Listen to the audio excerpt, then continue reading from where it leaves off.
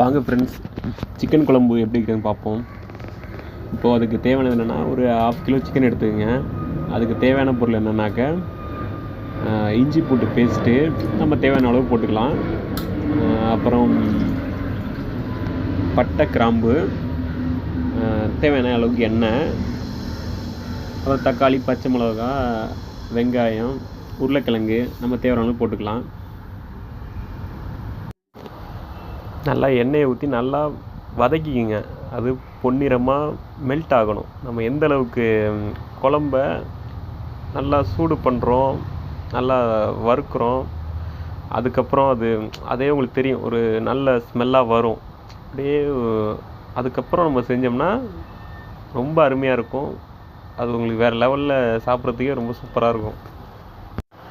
இப்போது சமையல்னு பார்த்திங்கன்னா, அது ஒரு நம்ம பிடிச்சி செய்ய வேண்டிய விஷயம். அது நம்ம ஒரு நாள் கொஞ்சம் உப்பு ஜாஸ்தியாகும், இல்லை காரம் ஜாஸ்தியாகும்.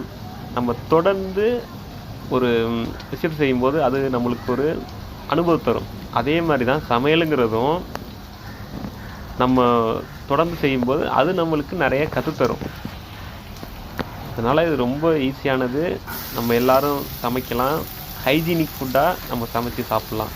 மற்றபடி நம்ம ஹோட்டல் போகிறோம்னா அது நம்ம பார்க்குறதுக்கு வேணால் ஒரு அழகாக இருக்கலாம், ஒரு டேஸ்ட்டாக இருக்கலாம். ஆனால் உடம்பை பொறுத்தளவு அது ஒரு சரியில்லாததான் இருக்கும்.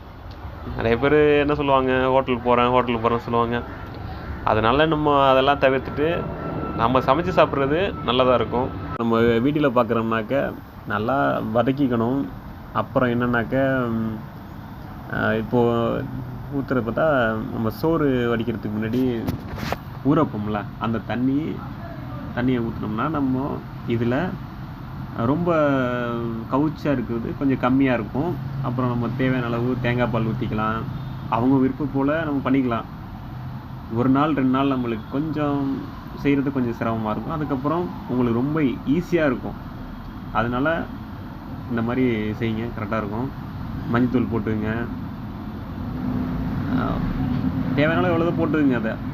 அது ஒன்றும் மஞ்சத்தூள்ங்கிறது உடம்புக்கு எதிர்ப்பு சக்தி எல்லாம் உள்ளதான் அது.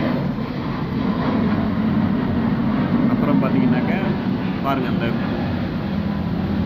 அது கரம் மசாலா, இந்த மிக்சட் மசாலான்னு நம்ம ஆச்சி, அந்த மாதிரி நம்ம விருப்பத்துக்கு மாதிரி போட்டுக்கலாம்.